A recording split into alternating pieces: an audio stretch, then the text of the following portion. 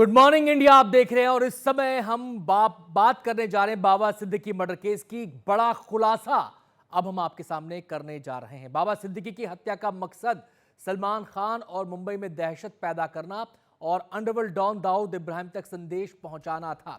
इस हत्याकांड के बाद से चारों तरफ सनसनी फैली हुई है।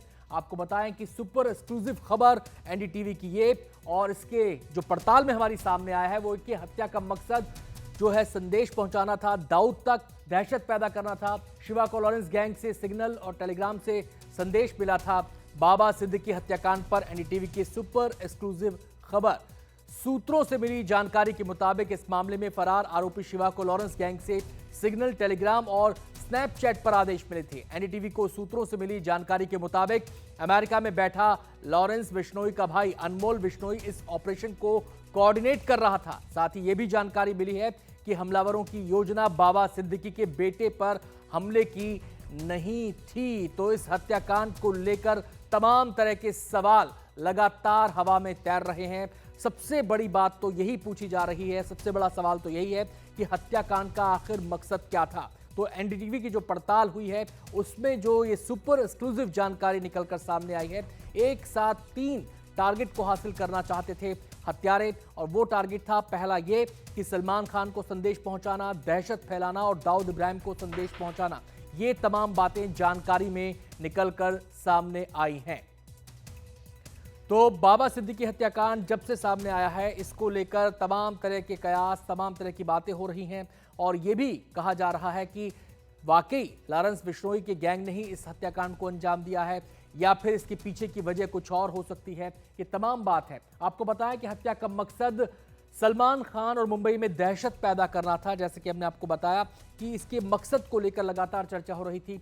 हत्या का मकसद दाऊद इब्राहिम तक संदेश पहुंचाना भी था, और ये भी जिन्होंने सोशल मीडिया पर क्लेम किया इस हत्याकांड को लेकर, एनडीटीवी को टॉप सूत्रों से ये जानकारी मिली है। उनका कहना यह था, जिन्होंने सोशल मीडिया पर क्लेम किया, कि जो भी सलमान का करीबी है वो अपना हिसाब कर ले। शूटर हत्या के 28 दिन पहले मुंबई आए थे। ये माइन्यूट डिटेल्स भी, बारीक जो जानकारियां हैं इस हत्याकांड के पूरे घटनाक्रम से जुड़ी, ये भी लगातार सामने आ रही हैं। और शूटर्स के बारे में अब जानकारी ये मिल रही कि 28 दिन पहले वो मुंबई आए थे। 28 दिन में 5 बार बाबा सिद्दीकी के घर और दफ्तर की रेकी की। ये बात भी सामने आई है कि हत्याकांड को अंजाम देने से पहले वो लगातार बाबा सिद्दीकी को फॉलो कर रहे थे, जिससे कि जगह निश्चित की जा सके जहां पर हमला होना है। हत्या की साजिश इसी साल जून में शुरू हो गई थी। यानी कि देखिए कितना लंबा अरसा इस हत्या की साजिश को अंजाम देने में लगा है।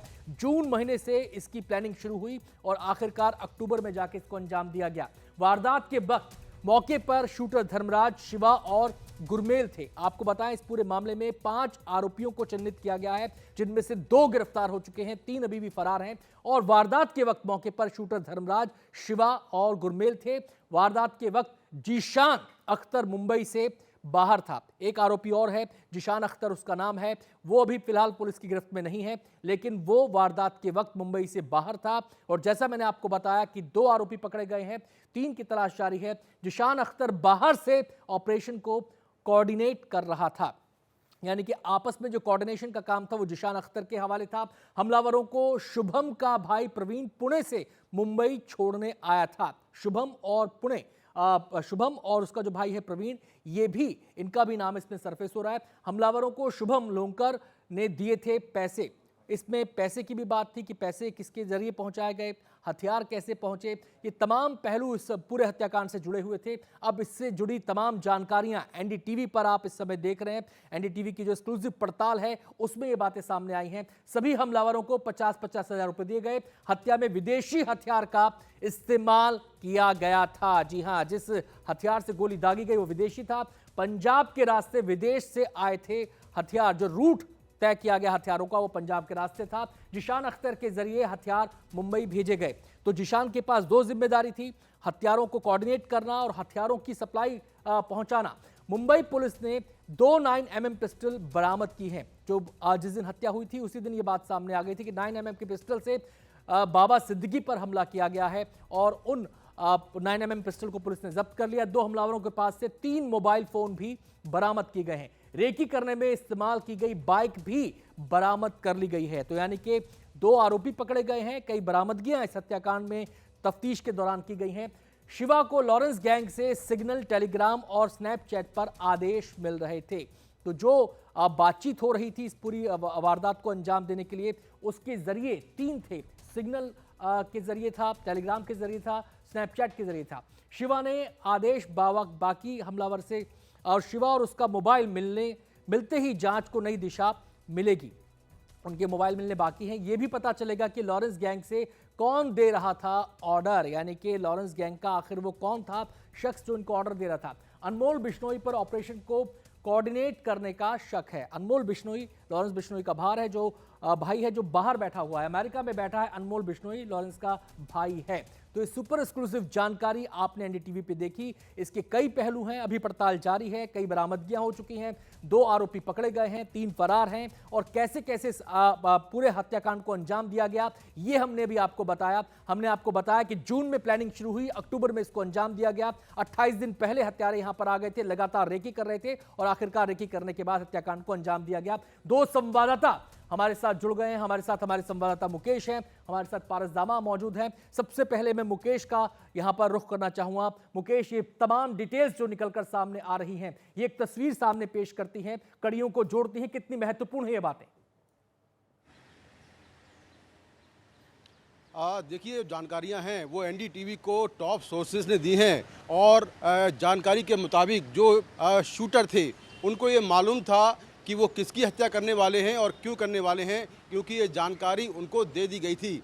इसके साथ ही जो सबसे बड़ा मोटिव निकल कर आ रहा है इस पूरे हत्याकांड का, वो यही है कि सलमान खान में खौफ पैदा करना और मुंबई में दहशत फैलाना। दूसरा ये था कि जो दाऊद इब्राहिम है, जिसका 90 के दशक में मुंबई में सिक्का चलता था, उस तक एक मैसेज भेजना कि अब देश में नया डॉन पैदा हो गया है, और ये डॉन है लॉरेंस बिश्नोई, जो कि मुंबई का नया डॉन है। और जो लॉरेंस बिश्नोई है, सूत्रों के मुताबिक वो दाऊद तक ये मैसेज पहुंचाना चाह रहा था। अगर हम लॉरेंस बिश्नोई के कुछ पुराने सोशल मीडिया पोस्ट देखें तो उसके गैंग के तरफ से लगातार ये कहा जाता रहा है कि जो दाऊद का साथ देगा वो मारा जाएगा। तो सीधा सीधा जो लॉरेंस बिश्नोई है वो काफ़ी लंबे समय से सलमान खान के साथ साथ दाऊद इब्राहिम को भी चैलेंज कर रहा है। और मुंबई पुलिस इस हत्याकांड को लेकर दाऊद कनेक्शन की जांच कर रही है, क्योंकि जो सोशल मीडिया पोस्ट आया है हत्याकांड के बाद, जो शुभम लोनकर ने पोस्ट किया था, उसमें भी दाऊद इब्राहिम का नाम लिखा हुआ है कि जो दाऊद और सलमान का साथ देगा उसको मारा जाएगा। तो इस हत्याकांड में दाऊद इब्राहिम का कनेक्शन क्या है उसको लेकर जांच चल रही है। जांच में ये बात सामने आई है कि जो जीशान अख्तर है, जो कि पंजाब के जालंधर का रहने वाला है, वो जून के महीने में पटियाला की जेल में बंद था, और पटियाला की जेल में उसकी मुलाकात गुरमेल से हुई, क्योंकि ये दोनों अपराधी हैं।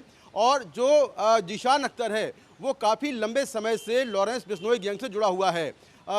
जो जीशान अख्तर है उसने ही गुरमेल को लॉरेंस बिश्नोई गैंग में शामिल कराया, और जून के महीने से ही बाबा सिद्दीकी की हत्या की प्लानिंग शुरू हो गई थी। यानी करीब 5 महीने प्लानिंग हुई, और 5 महीने बाद बाबा सिद्दीकी के मर्डर को एग्जीक्यूट किया गया। तो प्लानिंग के बाद लगातार जो शिवा है और जो धर्मराज है, जो कि बहराइच के रहने वाले हैं, इनको भी गुरमेल के जरिए और जीशान अख्तर के जरिए लॉरेंस बिश्नोई गैंग से जोड़ा गया। और उसके बाद एक गहरी साजिश हुई कि कैसे हत्याकांड को अंजाम देना है, क्या करना है। और जो लॉरेंस बिश्नोई गैंग के लोग थे वो केवल शिवा से बात कर रहे थे। शिवा के पास लगातार जो इंस्ट्रक्शन हैं वो विदेश से आ रहे थे, कुछ जेलों से आ रहे थे, और ये सारे जो इंस्ट्रक्शन हैं वो स्नैपचैट, सिग्नल और टेलीग्राम पर आ रहे थे कि क्या करना है, कौन सी लोकेशन पर जाना है, कब रेकी करनी है।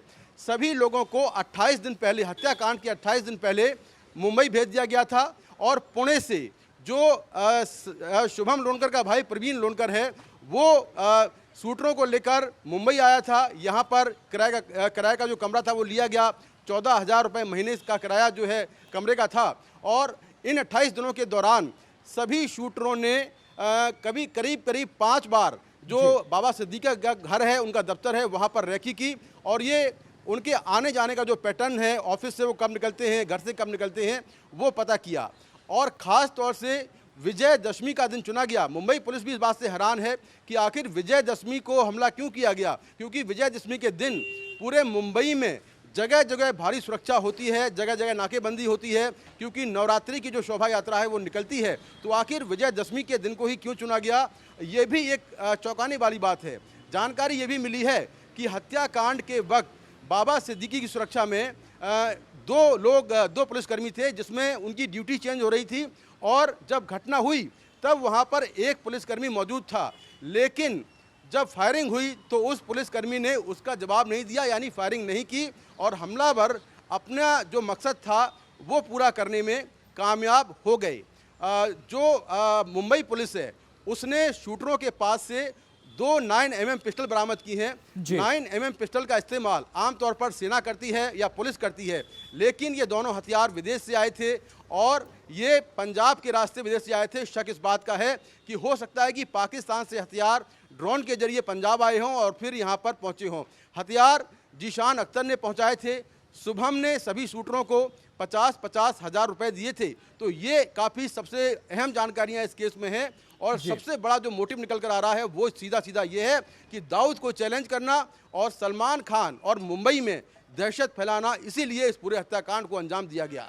जी मुकेश, अब यहाँ पर कुछ और सवाल उत्पन्न होते हैं। मैं पहला सवाल आपसे ये करना चाह रहा हूँ कि बाबा सिद्दीकी को ही टारगेट के तौर पर क्यों चुना गया? इस संदेश को पहुंचाने के लिए जो मकसद आप बता रहे हैं, इस संदेश को पहुंचाने के लिए बाबा सिद्दीकी को ही टारगेट क्यों चुना गया? क्या बाबा सिद्दीकी की पहले से कोई अदावत थी लॉरेंस बिश्नोई गैंग से? देखिए, बाबा सिद्दीकी ने कभी भी लॉरेंस के खिलाफ कोई बयान नहीं दिया है आज तक। यानी कि जब सलमान खान के घर के बाहर फायरिंग हुई थी, सलमान खान के पिता को धमकी भरा पत्र आया था सलीम खान को, तब भी बाबा सिद्दीकी की ओर से कोई बात नहीं कही गई थी। लेकिन जांच में ये बात सामने ज़रूर आई है कि सलमान खान बाबा सिद्दीकी से जो अपनी बातें हैं वो शेयर करते थे। जो उन पर हमला हुआ उसको लेकर कुछ बातें शेयर की थी, और ये किसी से छुपा नहीं है कि बाबा सिद्दीकी सलमान खान के बेहद क्लोज़ हैं, और सलमान खान अपने ऊपर हुए हमले को लेकर कई बातें जो है वो बाबा सिद्दीकी से शेयर कर रहे थे। ये सारी जानकारी जो है वो लॉरेंस बिश्नोई को लगातार मिल रही थी, ये भी जानकारी मिली है, और इसीलिए बाबा सिद्दीकी को टारगेट किया गया। टारगेट करने के 3 मकसद हैं, माफ़ करिए। पहला तो ये है कि सलमान खान में दहशत पैदा करना, दूसरा बॉलीवुड में जो मुंबई का बॉलीवुड है वहाँ पर अपना सिक्का जमाना, क्योंकि अभी तक जो लॉरेंस का पूरा सिंडिकेट का जो खौफ है, जो दहशत है, वो उत्तरी भारत में है, लेकिन महाराष्ट्र में उसका कोई ज़्यादा यहाँ प्रभाव नहीं था। तो उसने ऐसे टारगेट को चूज किया जिसको मारने से पूरे बॉलीवुड में और मुंबई में दहशत हो जाए, क्योंकि महाराष्ट्र में और ख़ासतौर से मुंबई में बाबा सिद्दीकी एक बहुत बड़ा नाम था, और बाबा सिद्दीकी की इफ्तार पार्टी में पूरा बॉलीवुड आता था। तो ऐसे टारगेट को चुना गया जिससे कि एक साथ कई काम हो जाएं, दाऊद तक भी मैसेज पहुंचे। दाऊद का जो साम्राज्य है, हालांकि यहाँ पर प्रभाव कम है दाऊद का, लेकिन लॉरेंस ये चाहता है कि मुंबई में अब केवल उसका सिक्का चले, उसके गैंग का सिक्का चले। और जो सोशल मीडिया पर जो पोस्ट आया था वो भी उसने अपने सिंडिकेट के मुंबई के साथी से पोस्ट कराया था, ताकि मुंबई में उसका सिंडिकेट, महाराष्ट्र में उसका सिंडिकेट खड़ा हो पाए। आता हूं मैं मुकेश आपके पास। मैं पारस का यहाँ पर रुख करना चाहूँगा। पारस, कई अहम खुलासे टॉप लेवल के सूत्रों से जो मुकेश ने किए हैं यहाँ पर, आपसे मेरा सवाल यह है कि जो जांच इस पूरे मामले की हो रही है, 2 आरोपी फिलहाल गिरफ्त में हैं, 3 लोग और 3 किरदार और हैं जिनकी तलाश जारी है। ये जांच कहां तक पहुंची, और जिस जिशान का जिक्र हो रहा है, जिस शुभम का जिक्र हो रहा है, जिस प्रवीण का जिक्र हो रहा है, उनकी और क्या क्या भूमिका निकलकर अब तक सामने आई है जांच में? अनंत, इस पूरे मामले में अभी तक 3 लोगों को गिरफ्तार किया गया है, जिसमें एक जो हैं वो गुरमैल हैं, दूसरे जो हैं वो धर्मराज हैं, और तीसरे प्रवीण लोनकर हैं जो सुबू लोनकर हैं, उनके भाई हैं। ये तीनों को गिरफ्तार किया गया है और लगातार पूछताछ की जा रही है। इस मामले में और 3 आरोपी जो हैं वो फरार बताए जा रहे हैं, जिसमें से एक सुबू लोनकर है, शिवा है जिसने बाबा सिद्दीकी पर 6 राउंड गोलियाँ चलाई थी, और जो तीसरा व्यक्ति है जो कि सारे संदेश और सारी जो कोऑर्डिनेशन है वो मुंबई के बाहर से कर रहा था, वो है जीशान अख्तर। जीशान अख्तर जो है इस पूरे मामले में कोऑर्डिनेट कर रहा था कि कितने बजे आपको वहां पहुंचना है, किस तरीके से फायरिंग करनी है, और सारी जो प्लानिंग और प्लॉटिंग थी जो कि बाहर से कोऑर्डिनेट की जा रही थी वो जीशान अख्तर द्वारा की जा रही थी। ऐसे में जो शुभू लोनकर है उसका काम था वित्तीय चीज़ें पहुँचाना, पैसे पहुँचाना, कैश पहुँचाना, ये सारी चीज़ें जो है वो शुभू लोनकर को सौंपी गई थी। उसके बाद जो शुभू लोनकर का भाई है प्रवीण लोनकर, उसके पास काम था कि इन सारे शूटर्स को मुंबई तक पहुँचाना, मुंबई लेके जाकर एक भाड़े का मकान दिलाना, वहाँ पर रहना, उसके बाद जिस तरीके से रेकी की जा रही थी वो भी प्रवीण लोनकर को सौंपा गया था कि इनको सारी चीज़ें बताना कि किस तरीके से बाबा सिद्दीकी निकलते हैं, कितने बजे निकलते हैं, क्या कुछ होता है, बांद्रा से कुर्ला का डिस्टेंस कितना होता है। और ये सोची समझी रणनीति के साथ किया गया था, क्योंकि जो लोग मुंबई पुणे हमेशा से आते जाते रहते हैं उनको ये पता होता है कि मुंबई में कौन सी चीज़ कहाँ मिलती है और कहाँ पे आसानी से आपको बिना कोई दस्तावेज के घर मिल जाएगा और आराम से आप वहाँ पे रह सकेंगे बिना कोई शक के बिना पर। तो ऐसे में ये बहुत महत्वपूर्ण है कि जिस बाइक का इस्तेमाल किया गया सबसे पहले रेकी के लिए, वो किसकी है, वो किसने प्रोवाइड कराई और किस तरीके से उसका पूरा चीज़ें की गई। साथ ही साथ जो घर था जो कुर्ला के इलाके में है, जो एनडीटीवी ने एक्सक्लूसिव रिपोर्ट किया था, उस घर का किस तरीके से वहाँ पर हुआ, क्योंकि मुंबई में अक्सर आप देखते हैं कि आपको जो रियल एस्टेट एजेंट होता है उसके थ्रू जाना पड़ता है, उसके बाद जो है आपको कहीं घर मिलता है बहुत मुश्किल से। तो इतनी आसानी से कुर्ला जैसे इलाके में इन तीनों आरोपियों को घर कैसे मिला, ये भी बड़ा सवाल है। तो ऐसे में मुंबई पुलिस की क्राइम ब्रांच लगातार जांच कर रही है कि किसका क्या रोल था, जिसमें दो महत्वपूर्ण रोल जो है वो सामने आए हैं। एक तो शिवा, जो कि इस पूरे फायरिंग मामले में जिसने गोलियां चलाई वो है शिवा। वहीं जीशान अख्तर, ये वही व्यक्ति है जिसने इस पूरे मामले को कोऑर्डिनेट किया, इस पूरे हत्याकांड को कोऑर्डिनेट किया, वो भी मुंबई के बाहर से। प्रवीण लोनकर और शुभ लोनकर, ये दोनों को काम सौंपा गया था कि आप इन सबको पैसा पहुंचाइए। प्रवीण का काम था आप मुंबई आइए, इन शूटरों को घर दिलाइए और बाकी की व्यवस्था कीजिए। तो अनंत, ये बहुत महत्वपूर्ण जी बिल्कुल, पाल साहब ने बताया कि कुल मिलाकर 6 किरदार अभी तक इस पूरे मामले में सामने आए हैं, 3 पकड़े गए हैं, 3 अभी भी गिरफ्त से दूर हैं। मेरा आपसे सवाल यह है कि जिन 3 आरोपियों को धरा गया है, यह भी कहा जा रहा है कि जिन्होंने गोलियां चलाई वो एक पर्टिकुलर समय पर अपने घर से निकलते थे और एक पर्टिकुलर समय तक बाहर रहते थे। ये चक्र कितने दिनों से चल रहा था, इसको लेकर क्या बातें और सामने आ रही हैं, जो अड़ोस पड़ोस के लोग हैं वो क्या जानकारी दे रहे हैं। और ये बहुत महत्वपूर्ण कड़ी है, एक पर्टिकुलर समय पर बाहर जाना और फिर उसके बाद वापस आना। अनंत, बिल्कुल बहुत महत्वपूर्ण सवाल आपने पूछा है। इस पूरे मामले में जैसे ही जिस घर में वो रह रहे थे, 2 सितंबर को उन्होंने ये घर जो है वो रेंट पे लिया था, 14,000 के किराए पर ये घर लिया गया था। उसके बाद इनका एक स्पेसिफिक टाइम होता था, मॉडस ऑपरेंडी होता था घर से बाहर निकलने का। 8 बजे ये उस घर से बाहर निकलते थे। जो धर्मराज था वो बाइक लेता था, बाइक लेके बीच में खड़ा रहता था। उसके बाद शिवा और जो गुरमैल है वो बाइक पे बैठते थे। तीनों लोग शार्प 8 बजे कुर्ला से सीधा बांद्रा के लिए निकलते थे। वहाँ पे बाबा सिद्दीकी के घर पे जाते थे, बाबा सिद्दीकी के ऑफिस पे जाते थे और वहाँ पे लगातार कुछ घंटों तक रेकी करते थे। रेकी करने के बाद तकरीबन 11 साढ़े 11 बजे तक वो वापस आते थे और उसके बाद घर में वापस चले जाते थे। लगातार वहाँ पे जितने भी लोग रहते थे उनका सिर्फ यही कहना है कि ये लोग सिर्फ रात को घर से बाहर निकलते थे, सुबह पूरा दिन घर पे रहते थे। जो धर्मराज है वो 1-2 बार बाहर धूम्रपान करने के लिए आता था, मगर उसके अलावा और कोई भी सुबह बाहर नहीं आता था। सिर्फ रात को ये 3-8 बजे के आसपास निकलते थे, जो बाइक से रेकी करा करते थे, उस बाइक पे बैठते थे और वहां से चले जाते थे। आता हूं पारस, मैं आपके पास मुकेश का फटाफट रुख करना चाहूं। मुकेश, अभी आपने बताया, जो आपको टॉप सूत्रों से जानकारी मिली है कि हथियारों की डिलीवरी पंजाब के रूट से की गई। हो सकता है कि ड्रोन से हथियार पाकिस्तान से ड्रॉप किए गए, वहां से डिलीवरी इन हमलावरों के पास पहुंची हो। लेकिन सवाल यह है कि डिलीवरी हथियारों की कब हुई, शूटिंग से कितने दिन पहले हुई, डिलीवरी किसने करवाई, वो डिलीवरी बॉय, डिलीवरी का जो नेटवर्क था वो क्या था, जरिया क्या था, और ये जो इस पूरे के पूरे हथियारों के जो इनके पास सामान पहुंचा, क्या ये उसी घर में पहुंचा जहां पर ये रह रहे थे या कहीं और बाहर डिलीवरी इसको किया गया? देखिए, लॉरेंस का अगर पैटर्न देखें तो लॉरेंस बिश्नोई जितने भी उसने टारगेट किलिंग करवाई हैं उसकी प्लानिंग बहुत कई महीने पहले से होती है। आप किसी सिद्धू मूसेवाला मर्डर देख लें, महीनों महीनों पहले प्लानिंग शुरू हुई थी और बड़ा कोऑर्डिनेटेड पूरा जो ऑपरेशन है वो लॉरेंस के लोग करते हैं। ये हथियार जो है ये भी हत्याकांड के काफ़ी पहले ही मुंबई पहुंच गए थे और ये कहा जा रहा है कि कुरियर के जरिए हथियार पंजाब से आए थे, ये जानकारी मिल रही है। सबसे अहम कड़ी है शिवा, क्योंकि शिवा लॉरेंस के लोगों से लगातार बात कर रहा था, उसके मोबाइल पर ही सारे इंस्ट्रक्शन आ रहे थे और जानकारी ये मिली है कि शिवा को इस हत्याकांड के बाद मध्य प्रदेश के ओंकारेश्वर जाना था और वहाँ पर उसको लॉरेंस बिश्नोई के गुर्गे से मिलना था, लेकिन वो वहाँ पहुँचा कि नहीं पहुँचा इसको लेकर कोई जानकारी नहीं है। हालांकि मुंबई पुलिस की टीम हत्याकांड के बाद तुरंत ओंकारेश्वर गई थी और अभी भी मुंबई पुलिस की टीम ओंकारेश्वर में है, क्योंकि ये जानकारी मिली थी कि शिवा को हत्याकांड के बाद ओंकारेश्वर जाना था और वहां पर उसको लॉरेंस बिश्नोई के एक और गुर्गे से मिलना था और उसके बाद उसको आगे के लिए अपना सफ़र तय करना था, लेकिन वो अभी भागा हुआ है, उसकी तलाश की जा रही है। तो जब शिवा मिलेगा, शिवा के मिलने के बाद उसका जब मोबाइल बरामद होगा, उसके मोबाइल से जी। सारी जानकारियां मिल सकती हैं कि आखिर कौन इसको कोऑर्डिनेट कर रहा था। शक इस बात का है कि लॉरेंस का छोटा भाई अनमोल बिश्नोई अमेरिका में बैठकर पूरे ऑपरेशन को कोऑर्डिनेट कर रहा था।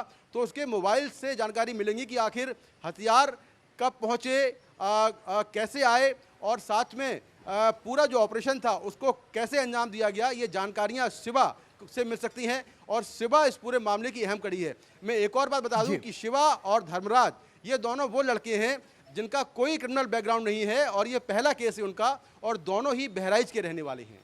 जी मुकेश, यहाँ पर एक सवाल और आता है। पैसा इनके पास पहुंचा, हथियार इनके पास पहुंचे, शुरुआत में पार्सल की बात आई, आपने कहा कि कुरियर के जरिए आए, हालांकि डिटेल्स अभी और निकल कर सामने आएंगी, लेकिन पैसे का जो ट्रांसफर हुआ उसका कैरियर कौन था? क्योंकि वो कैरियर भी अहम कड़ी हो सकता है। वो कैरियर अगर पकड़ में आता है तो पता चलेगा कि चेन ऑफ मनी ट्रेल क्या था, मनी चेन क्या थी। देखिए, जो आमतौर पर ऐसा होता है कि लॉरेंस के लोग हवाला का इस्तेमाल करते हैं। हवाला के जरिए जो है वो पैसों का ट्रांजैक्शन होता है। तो हो सकता है कि इस मामले में हवाला का इस्तेमाल किया गया हो, हवाला के जरिए सारा पैसा आया हो। हालांकि मुंबई पुलिस इस पूरे मामले में जो पैसों का ट्रांजैक्शन है, हथियारों की खेप के आने का वो जो तरीका है, वो सारी चीज़ें मुंबई पुलिस अभी इन्वेस्टिगेट कर रही है, जांच कर रही है। लेकिन जो सबसे बड़ा पहलू निकल कर आ रहा है वो यही है कि मोटिव एक तरह से बिल्कुल साफ नज़र आ रहा है, और दूसरा ये कि मास्टरमाइंड के तौर पर लॉरेंस बिश्नोई का नाम अब लगभग साफ हो गया है, और मुंबई पुलिस बहुत जल्दी ही लॉरेंस बिश्नोई के इस पूरे मामले में आरोपी बनाने वाली है। क्योंकि जो शूटर पकड़े गए हैं उन्होंने भी पूछताछ में ये माना है कि वो लॉरेंस के लोग हैं। दूसरा, जीशान अख्तर पहले से लॉरेंस के लिए काम कर रहा है। पुणे में वो सौरभ महाकाल के संपर्क में था। सौरभ महाकाल वो शख्स है जिसने सिद्धू मूसेवाला हत्याकांड में उसका नाम सामने आया था, और साथ में जब सलमान खान के पिता सलीम खान को धमकी भरा लेटर दिया गया था तब भी सौरभ महाकाल का नाम आया था। तो जो जीशान अख्तर है उसके गैंग में सौरभ महाकाल भी शामिल है। तो कहीं ना कहीं सारी जो कड़ियां हैं वो लॉरेंस बिश्नोई से जुड़ती हुई नजर आ रही हैं, और एक मास्टरमाइंड के तौर पर इस पूरे मामले में लॉरेंस का नाम लगभग साफ हो चुका है। जी आता हूं मुकेश आपके पास। पारस का मैं यहां पे रुख करूंगा। पारस, ये हत्याकांड जब हुआ इसको लेकर तमाम तरह की बातें कही गई, तमाम तरह की थियरीज इसको लेकर अभी भी हवा में तैर रही हैं। अब जो बात मुकेश बता रहे हैं कि लॉरेंस का उद्देश्य क्या था, मकसद क्या था, वो सामने आ रहा है कि उसके 2-3 मकसद थे जिनको वो हासिल करना चाहता था। लेकिन जो पुलिस अपनी जांच कर रही है, क्या वो भी इसी ट्रैक पर आगे बढ़ रही है, या फिर इसमें सुपारी किलिंग का भी पहलू शामिल है? यानी किसी ने सुपारी दी, लॉरेंस ने सुपारी उठाई और टारगेट को चूज किया, टारगेट को दाग दिया, या फिर केवल अपना दबदबा कायम करना ही उसका मकसद था और उसी के लिए उसने इसको अंजाम दिया? अनंत, इसमें सिर्फ एक एंगल में जांच नहीं चल रही है। मुंबई पुलिस की क्राइम ब्रांच कोई भी एंगल को रूल आउट नहीं कर रही है, क्योंकि साल 2013 में बाबा सिद्दीकी का एसआरए बिल्डिंग को लेकर, एसआरए प्रोजेक्ट को लेकर एक बड़ा विवाद सामने आया था। उस विवाद के बाद बाबा सिद्दीकी ने एक पुलिस कंप्लेन भी की थी, और उसके बाद जो मामला था कुछ समय बाद वो ठंडा हो गया था। बिजनेस राइवलरी का भी जो एंगल है वो भी सामने आ रहा है, और ऐसे में मुकेश लगातार बता रहे हैं कि लॉरेंस बिश्नोई का एंगल अब लगभग साफ हो गया है। तो ऐसे में मुंबई पुलिस की क्राइम ब्रांच यूनिट्स हैं वो बिल्कुल भी कोताही नहीं बरतना चाहती और हर एंगल में जांच करना चाह रही है, क्योंकि बाबा सिद्दीकी एक ऐसे व्यक्ति थे जिनका बॉलीवुड के साथ बेहद करीबी संबंध था। हमने लगातार पिछले कुछ सालों में देखा है कि जैसे ही इफ्तार पार्टी होती है, बॉलीवुड के कई सितारे जो है वो वहां पहुंचते हैं, और वहीं सलमान शाहरुख की दोस्ती कराने वाले भी फिर से एक बार बाबा सिद्दीकी थे। तो ऐसे में जिस तरीके के वो व्यक्तित्व थे, इसी के लिए कोई कोताही नहीं बरती जा रही है, हर एंगल्स को जो है वो खंगाला जा रहा है। बाकी बहुत सारी चीज़ें जो अभी भी हैं वो जांच का विषय बनी हुई है, और इस पूरे मामले में गहनता से जांच की जा रही है। अनंत जी, अब इस हत्याकांड के बाद तफ्तीश अपनी जगह पर है, लेकिन जो और चीजें पुलिस को करनी है वो अपनी जगह पर। जैसे कि मुकेश ने बताया कि जिस समय ड्यूटी चेंज हो रही थी फायरिंग के समय, उस समय फायरिंग के लिए चुना गया उस समय को। अब रिटेलिएशन नहीं हुआ, प्रतिक्रिया नहीं हुई, इसको लेकर क्या क्या कहना है पुलिस का? आपको सूत्रों से क्या जानकारी मिल रही है?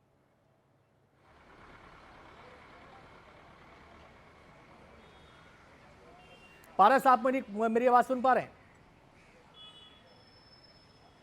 जी अनंत, इस पूरे मामले में लगातार जो है पुलिस जांच कर रही है। क्या कुछ हुआ था वहां पे उसको पूर्ण तरीके से देखा जा रहा है, जांच की जा रही है। सीसीटीवी कैमरा अगर उस इलाके में लगे थे तो उसको भी खंगाला जाएगा। शिवा जो इस पूरे मामले में जो खूनी बताया जा रहा है, जिसने गोलियां चलाई थी बाबा सिद्दीकी पे 6 राउंड, उसकी भी तहकीकात की जा रही है, उसको भी ढूंढा जा रहा है। ऐसे में पूरे इलाके में क्या हुआ था वो लोगों से भी पूछा जाएगा। तो ये एक जांच का विषय बना हुआ है कि उस दिन ऐसा क्या हुआ कि जो मुकेश जैसे बता रहे हैं कि वहां पे एक कांस्टेबल था, उसने फायरिंग नहीं की, रिटेलिएट नहीं किया। तो ये बहुत बड़ा सवाल मुंबई पुलिस पर भी खड़ा कर रहा है। ऐसे में इस पूरे मामले में मुंबई पुलिस गहनता से जांच कर रही है। ये जांच का विषय है कि ऐसा वहां पे क्या हुआ जिसकी वजह से फायरिंग रिटेलिएट नहीं किया गया पुलिस कांस्टेबल की तरफ से। तो ये जांच का विषय है और इस सारे एंगल से जो है वो मुंबई पुलिस जांच कर रही है। आनंद जी, मैं मुकेश का यहां पर रुख करूंगा। मुकेश, आपने बताया कि कई जरिए थे कम्युनिकेशन करने के, निर्देश देने के, डायरेक्शंस देने के। अब क्या ये बात क्लियर हो पा रही है कि केवल जिशान यहां पर कोऑर्डिनेट नहीं कर रहा था, बल्कि देश की सीमाओं के परे से भी आदेश आ रहे थे, सिग्नल्स आ रहे थे? देखिए, बिल्कुल साफ है, ये बिल्कुल साफ है कि ये जो सारे इंस्ट्रक्शन मिल रहे थे वो देश से बाहर से ही मिल रहे होंगे, क्योंकि पहले भी सलमान खान के घर के बाहर हमला हुआ, उसको अनमोल बिश्नोई ने क्लेम किया था कि उसने ही हमला करवाया है। और चूंकि जो लॉरेंस बिश्नोई है वो साबरमती जेल के अंदर पिछले 1 साल से बैठा हुआ है, तो लॉरेंस बिश्नोई इसके पीछे है, एक लार्जर कॉन्स्पिरेसी में शामिल है। लेकिन एक बार जेल से आदेश आने के बाद अगर जो इस तरह की टारगेट किलिंग होती हैं, उनमें फिर जो पूरा ऑपरेशन है वो उसके गुर्गे करते हैं। जो देश से बाहर बैठे हैं वो अलग अलग सोशल मीडिया ऐप से लोगों से बात करते हैं। यहाँ पर मैं एक बात और साफ कर दूँ, जो जानकारी मुझे मिली है कि 2013 में दाऊद इब्राहिम के गुर्गे छोटा शकील ने बाबा सिद्दीकी को थ्रेट किया था, लेकिन तब से 11 साल बीत चुके हैं और इन 11 सालों में जो जानकारी मुझे मिली है कि बाबा सिद्दीकी को कोई भी धमकी नहीं मिली है, क्योंकि मुंबई पुलिस ने साफ कर दिया है कि बाबा सिद्दीकी की ओर से कभी ये नहीं कहा गया कि उन्हें कोई थ्रेट कर रहा है। 2013 में बाबा सिद्दीकी की ओर से जो छोटा शकील है उसके खिलाफ मुंबई पुलिस में शिकायत हुई थी, लेकिन तब से लगातार बाबा सिद्दीकी को कोई भी धमकी नहीं मिली। अगर ऐसा कुछ हुआ होता तो इसकी शिकायत बाबा सिद्दीकी मुंबई पुलिस से ज़रूर करते, क्योंकि बाबा सिद्दीकी जो है एक रसूखदार आदमी थे और इसकी शिकायत ज़रूर होती। तो मुंबई पुलिस ने साफ किया है कि उनके पास बाबा सिद्दीकी की तरफ से कोई शिकायत नहीं मिली है। लेकिन इस पूरे जो ऑपरेशन में बात निकल कर आ रही है कि लॉरेंस के गुर्गे देश के बाहर बैठकर इस पूरे ऑपरेशन को कोऑर्डिनेट कर रहे थे और अलग अलग सोशल मीडिया ऐप पर शूटरों को, खास तौर से शिवा को, क्योंकि शिवा जो था वो के पॉइंट था, उसको ही अकेले लॉरेंस की लोगों की तरफ से। मुकेश, आपने बताया कि जून से इस हत्याकांड की प्लानिंग शुरू हो गई थी। मेरा सवाल, आखिरी सवाल आपसे यह है कि चेन ऑफ कम्युनिकेशन कहां से स्टार्ट हुआ? क्या यह क्लियर हो पा रहा है? चेन ऑफ कम्युनिकेशन कहां से शुरू हुआ, कहां कहां होता हुआ इन हमलावरों तक पहुंचा? क्या यह स्पष्ट हो पा रहा है? देखिए, ये किसी से छिपा नहीं है कि लॉरेंस बिश्नोई देश की किसी भी जेल में रहे वो मोबाइल का इस्तेमाल करता है और आज तक कहीं का भी जेल प्रशासन उसके मोबाइल के इस्तेमाल को रोक नहीं पाया है। लॉरेंस बिश्नोई जेल में बैठकर टीवी चैनलों को इंटरव्यू देता है और उसके बाद भी मोबाइल का इस्तेमाल करता है। सिद्धू मूसेवाला हत्याकांड में भी पूरी जो प्लानिंग थी वो तिहाड़ जेल से हुई और उसके बाद फिर विदेश, कनाडा और अमेरिका से इस प्लानिंग को एग्जीक्यूट किया गया। यहाँ पर भी ऐसा लगता है कि सबसे पहले जेल के अंदर से, क्योंकि लॉरेंस बिश्नोई 1 साल से साबरमती जेल में बंद है, तो ऐसा लगता है कि सबसे पहले जेल से इंस्ट्रक्शन आए क्या करना है और आगे की प्लानिंग को विदेश में, अमेरिका में बैठे उसका जो भाई अनमोल बिश्नोई है, गोल्डी बराड़ है या रोहित गोदारा है, इनके द्वारा उसको एग्जीक्यूट किया गया। इसके बाद फिर जो लोकल गैंगस्टर हैं उनको लिया गया, जिसमें जिशान अख्तर है, गुरमेल है, ये शामिल किए गए। और फिर जिशान अख्तर और गुरमेल ने जो बाकी के शूटर हैं, शिवा है, धर्मराज है, इनको शामिल किया और फिर जो लॉजिस्टिक सपोर्ट है वो प्रवीण लोनकर और शुभम लोनकर ने दिया और इस तरह से पूरे हत्याकांड को अंजाम दिया गया। तो ये प्लानिंग जो है ये मल्टी लेयर्ड है, जेल से लेकर विदेश, पुणे, मुंबई और इस तरह से कई शहरों से होती हुई विदेश तक ये प्लानिंग हुई और उसके तार इस तरह से जुड़े हुए हैं। तो मुंबई पुलिस इस पूरे मामले में जो कड़ियां हैं उनको जोड़ने में लगी हुई है। बहुत बहुत शुक्रिया मुकेश, आपका भी और पारस आपका भी बहुत बहुत शुक्रिया ये तमाम जानकारियां विस्तार से देने के लिए और इस पूरे मामले की कड़ियों को जोड़ने के लिए। ये तमाम जानकारियां बेहद महत्वपूर्ण हैं जो एनडीटीवी को टॉप सूत्रों के हवाले से मिली है। हमारे दोनों संवाददाता विस्तार से इस पर जानकारी दे रहे थे। फिलहाल वक्त हो गया एक छोटे से ब्रेक का, लेकिन जाना कहीं नहीं है। ब्रेक के बाद भी एनडीटीवी पर खबरें जारी हैं।